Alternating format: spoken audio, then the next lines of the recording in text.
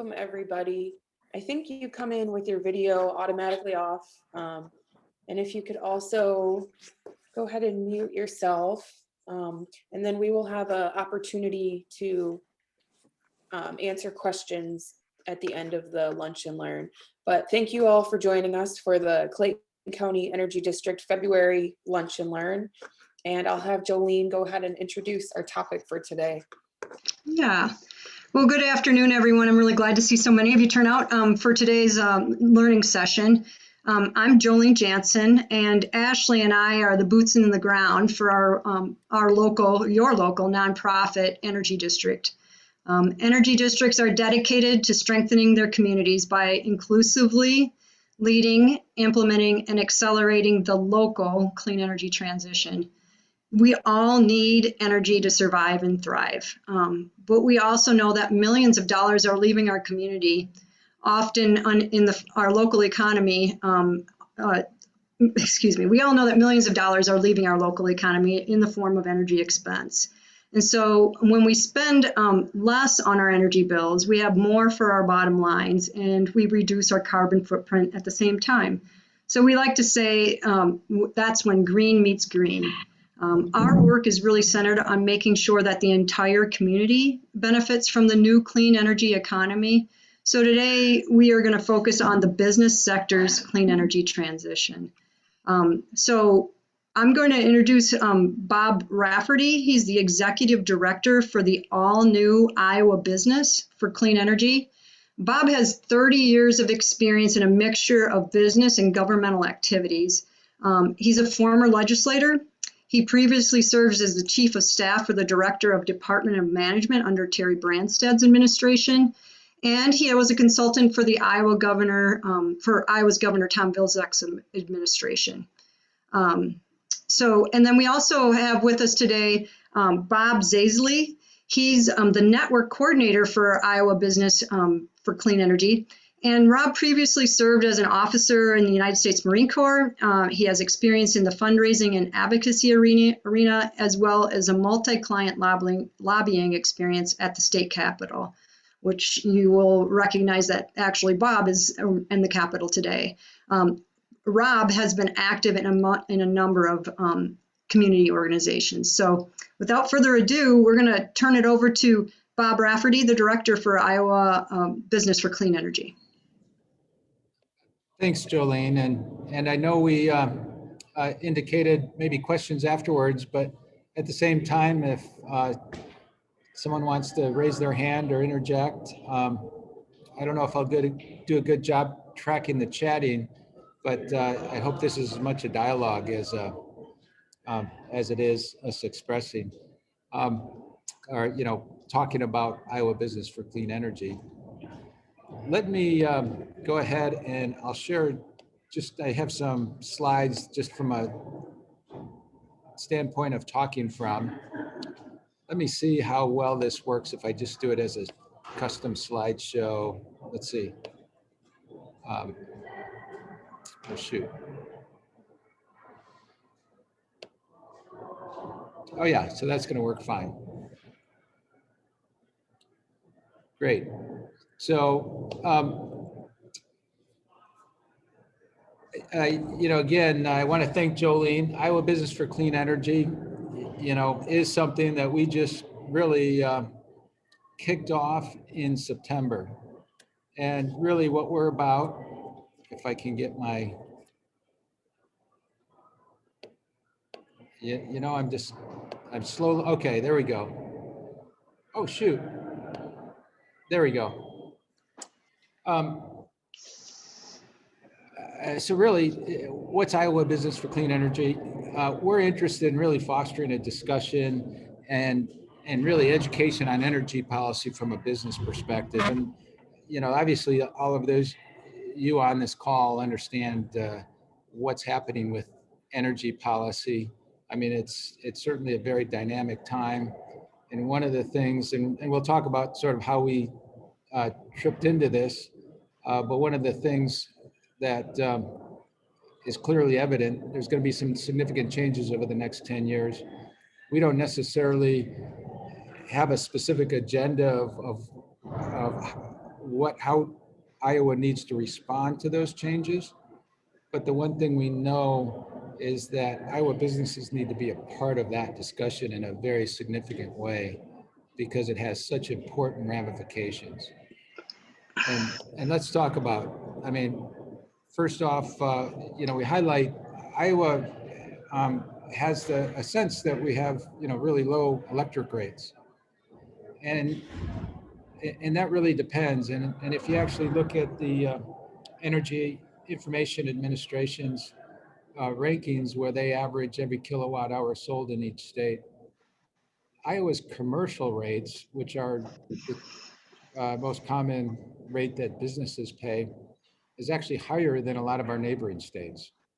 Now, Minnesota and Wisconsin is more comparable. I don't have those on this chart, so out of full disclosure, but we actually rank 22nd highest in the country. So, I think there is, not that we necessarily need to be the lowest, but we need to recognize that we have room to not only for improvement, but make sure that we don't fall backwards during the coming years, because obviously cost is always important for Iowa.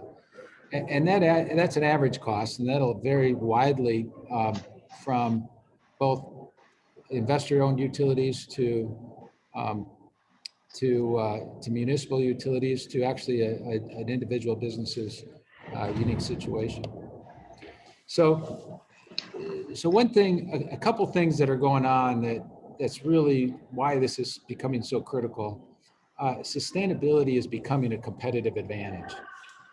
And while we believe business needs to be part of this oncoming discussion, and we don't necessarily have a specific agenda, we have a general agenda, and that's a belief that Iowa's energy environment needs to enable businesses to achieve their sustainability goals, and in as low a cost as possible, because again, obviously energy costs are important for a business to achieve competitiveness.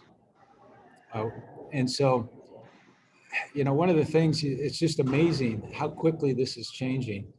And we're trying to, be out there to be an education force. So more and more businesses really start thinking about this and realize being sustainable isn't just attracting customers, which is one important piece, but certain markets are requiring it.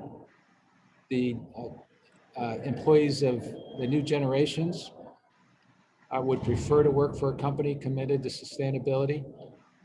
And one thing we were surprised, investors are really, in some ways, the most important force for some companies and what's driving their focus on sustainability.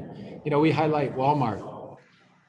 In the next 2 years, they already have a scorecard, but it's based on generalities. In the next 2 years, they expect to modify that scorecard so that their suppliers are going to have to actually quantifiably identify how they're achieving their sustainability targets.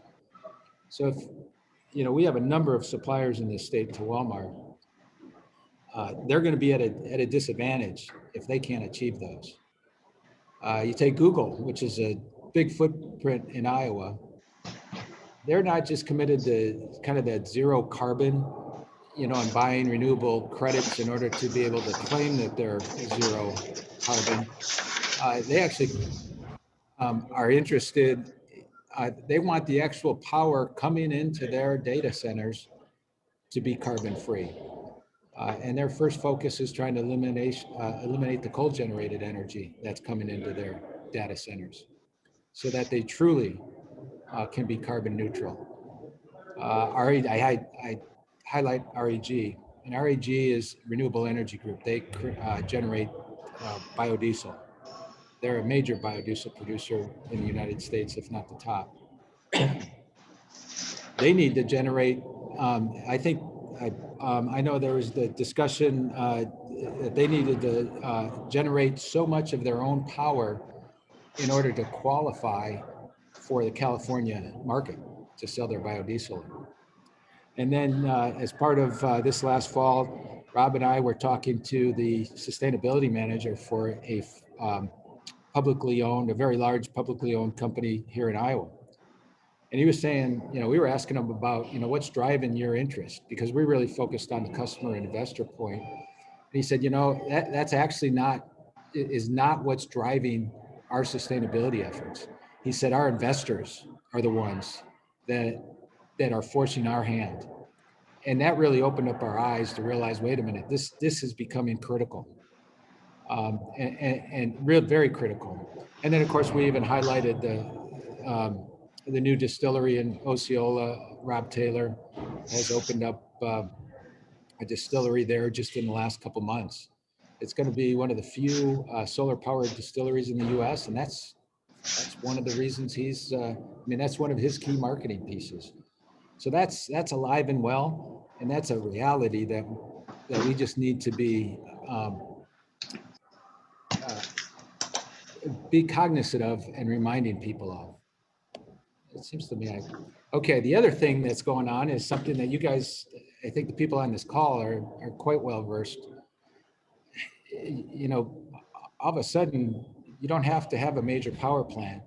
You can put up solar panels on your roof, in your backyard, and all of a sudden you're generating your own electricity. And obviously businesses are playing a major role in this. It's I highlight the conservative farmers across Iowa. You just have to drive across the state and see how many pork producers have put up solar in the last 5 years. It no longer has to come from a central power plant. And obviously the innovation is driving a lot of that. It's driving the costs for those renewables in the coming years. In some parts of the country, solar is less expensive already than gas-fired plants. Undoubtedly, in the next 5 to 10 years, that solar may cross that threshold here in Iowa, even without subsidization. We have the storage and that's occurring. We have the electrification of transportation, and then, of course, technology enabling really major changes in how we receive and manage energy, as well as how energy markets may operate in the future. So all this stuff is going on. And when you have major change, then Iowa's going to have to think about how we're approaching our energy environment and how that may need to change in order to best address that. I found this chart on Navigant Consulting, which has become Guidehouse Consultants. They're a leading energy consultancy, and they had issued a report about the coming energy cloud. And it really was fascinating. I mean, where traditionally you had the power plant, and of course that all the power came from the power plant. Now we're just going to have multiple sources of power. And how, as a state, with energy being so regulated, are we going to manage that in a way that, number one, enables access to clean energy and encourages the use of clean energy, but two, does that in the lowest cost way while still ensuring reliability? That's not going to be easy. That's going to be challenging. I know I think we have some representatives from the utilities here, and it used to be considered an old staid industry, and it's got to be one of the top dynamic industries of this decade, at least in my opinion. So, Iowa Business for Clean Energy, we want to be part of kind of raising awareness, business, and actually before I get to this chart, because I think it leads to my next point, why Iowa Business for Clean Energy came about is we got involved in this. I represent the Iowa 80 truck stop, and they were interested in moving forward and putting in electric vehicle charging. In fact, they have some DC fast chargers going in this spring. But as they looked into it, they discovered that they might have problems charging for that service. And then they were not going to be allowed to charge by the kilowatt hour. And so that required us getting involved with the Iowa Utility Board, which we really had limited experience with. And that's required a multi-year process to kind of get that addressed. And through that, it became quite aware that despite energy being such a critical issue for business, and despite so many changes happening in the energy environment, unless you're a really big player, a big industrial in Iowa, the businesses tend not to be engaged in this discussion. And so that's really what provoked needing an organization like this that can help not only educate, but raise questions and spark discussion. Because as we move from, I don't know if you can see my pointer, but as we move from the traditional power grid to the future energy grid, that's going to be quite dynamic. Changes are going to have to take place, and we want to make sure business is involved in that. So as we look at that, one of the issues that's already creating contention is the fact when someone puts up their own solar, that's essentially sidestepping the incumbent utility. That's someone creating their own energy in competition to whether it's the municipal utility or the investor-owned utility, the REC, and that raises issues. It's both a positive in bringing clean energy and brings benefits to the grid, but there's also costs to that grid. And how is that going to be balanced so that we're both encouraging more options for consumers without messing up the system? I show this chart. Here in Iowa, we don't allow competition for the most part, except, if you personally decide to put in your own energy generation, and with some few limited exceptions to that. In other states, they do allow competitive markets.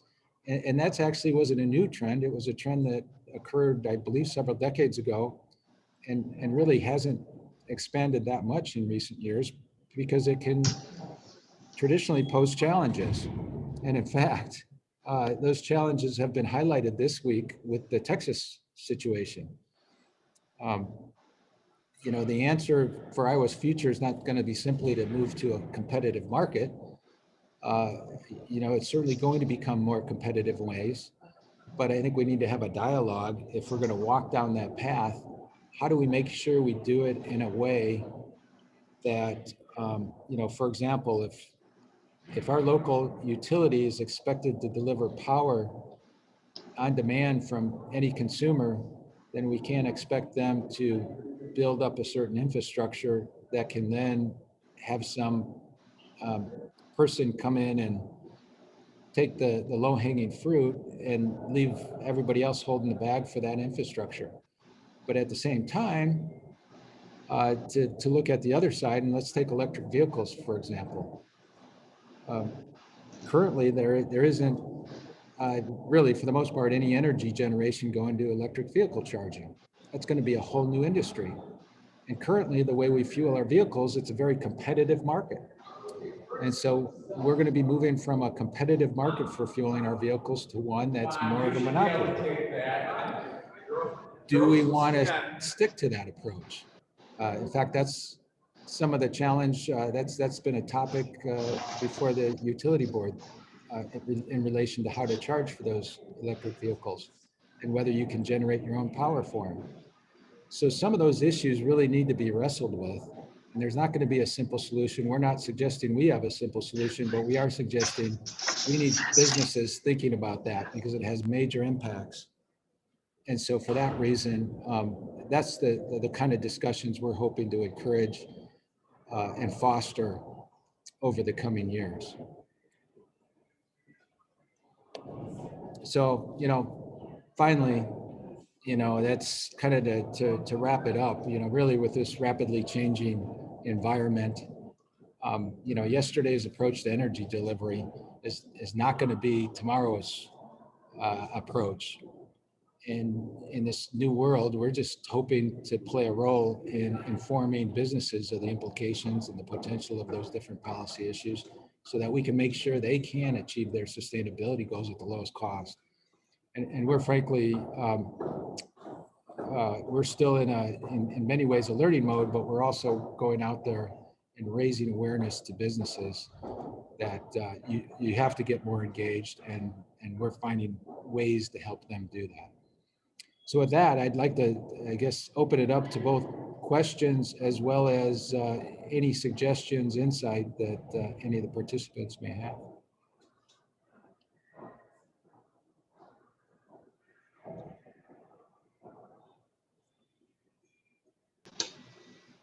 In the material for this meeting, it said that electric utility bills have a surcharge for energy efficiency programs.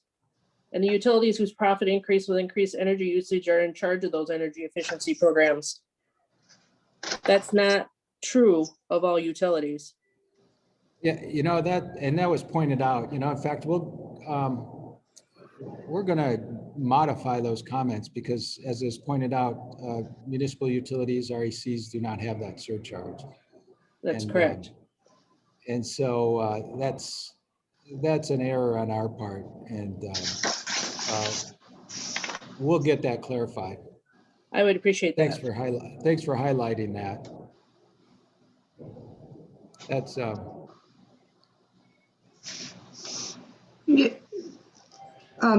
Thanks, Denise. Denise is the city manager down in Guttenberg, and again, we mentioned this, that Guttenberg has their own municipal utility there, and which is in an ideal situation for the residents of Guttenberg, in that the people that govern the city also provide power to the city, and the friends and neighbors of friends and neighbors are running the power supply there. So it's a real decent situation.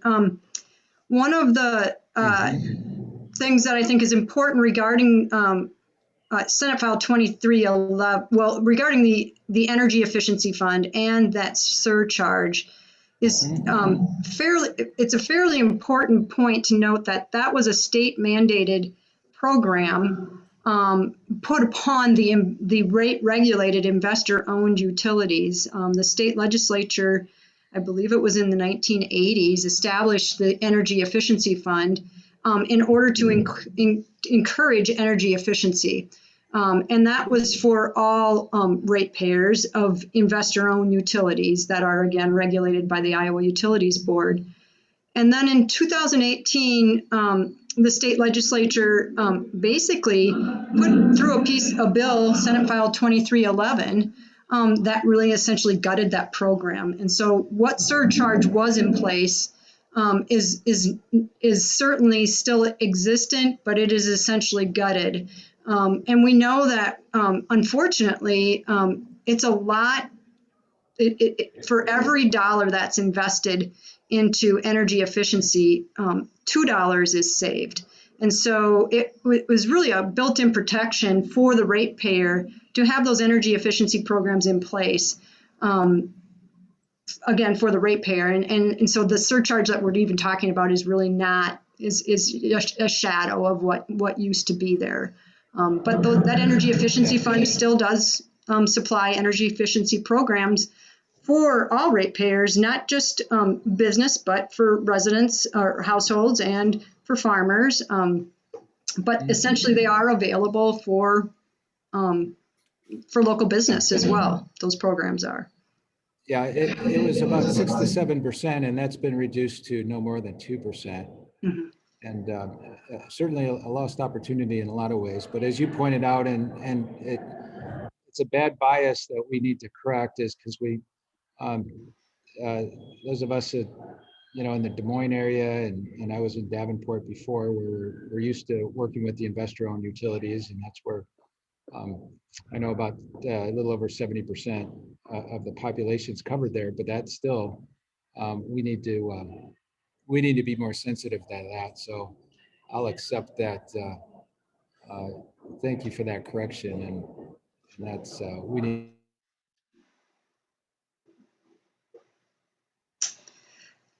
To be more. But by the way, Guttenberg, I've been to Guttenberg many times and been there. Beautiful city on the river. Yeah. Does anybody else have questions for Bob or Rob about Iowa Business for Clean Energy and and their efforts to educate and advocate for Iowa business. This is Carrie Taylor. I'm the mayor of Volga, and Awesome. I am wondering if we have residents who are looking to put up solar panels and they have an in-home business. Are there rebates available for them to be able to have a business-related expense line for their solar panels if they have a business in their home? Additionally, I was informed by one of the residents who is interested that he was informed that he couldn't have like full solar on his property because he has hookups available, and essentially you need to be off the grid to be able to provide enough solar energy to do everything in your home. So I wondered if anybody could educate me a little bit more on that so I can go back to that resident and educate him. Jolene? Yeah. I ended up having bad internet connection. In fact, it kicked me off for a second. I came back on. So I missed that question, but I also have to apologize. I have a subcommittee at 12:30 that I have to be at. But Rob will be here. And Mayor, I don't know if Jolene can help you with that question, which I only took pieces, but feel free to email it to us and we'll be happy to also, Jolene, if you're not able to answer those, track that. And I think I can take a stab at it for you, Carrie. So I actually am also an at-home business owner, and we do have panels, solar panels that are powering our home. We're on the REC lines. I know in Volga, you guys are on Alliant territory there. But the answer is there are a couple programs that you can take advantage of. Number one, a business owner, a homeowner, a household can it has the state and federal tax credits available to them. And the federal tax credit for solar installations is back at 26% of the cost of the project. And in Iowa, it's in the state of flux, and there is a waiting period, but there's a pretty decent bill before the state legislature that has a lot of positive momentum that would restore those state tax credits to 15%. And so you would get essentially 26 plus 15, what is that, 36, 41% of the project covered. So that's not a bad deal in just tax rebates. And then commercial taxpayers can also depreciate the cost of that project over time. So there's also that advantage as well. And a good person to talk to about that locally is on our energy district board, and that's Randy out at the St. Olaf Tavern, and he has solar out there, and he had a wonderfully short payback period because of the tax incentives, tax credits that were available to him, and also being able to depreciate the cost of that project over time. Rob, did you have anything that you wanted to add to that? No, I think that you nailed it. So thank you, and that you have someone local there that has not only done it, but that you can lean on for advice. I think that's great. Randy at St. Olaf. Yeah, and he's certainly not the only business that has begun to solar power. I know there's some down in Guttenberg. But yeah, if Carrie, if you want to reach out to me anytime, I can help you with some more connections. And but yeah. Very good, thank you. Yeah, you're welcome. Good question. Oh, regarding the full power for the building. Yeah. Is that a thing that you can't purchase solar panels to be able to power everything if you have a local service? Yeah, well, that gets into the investor-owned utilities tariffs and the state net metering policy, and there is a certain size limitation, it's, you can build out more solar than you used to with the new net metering policy. But it is not 100%. And in order to, if you were going to 100% power your power needs, self-generate, I'm really not sure what the maximum is, but what you would want to do is size your system to what you actually need. So they often talk about reducing before you produce. And so what you do is you make your whatever structure you're trying to power, you want to make it as energy as efficient, and then have a determination on what it is you need and come somewhere off of 100%, because you're producing all that power during the day. And now there is good net metering policy in place, but you don't want to put a bunch of power back onto the grid when you don't need it. So if just an example of like the house that I live in right now, and when it's not a pandemic, we're not here during the day, but we're making all of our power during the day. And so we put that back onto the grid. And then those kilowatts are now, those electrons are back onto the grid and being used to serve some other nearby location. And then when we need them, they're essentially banked or credited, and then they come back to us at night. So we put them onto the grid and get them back off the grid.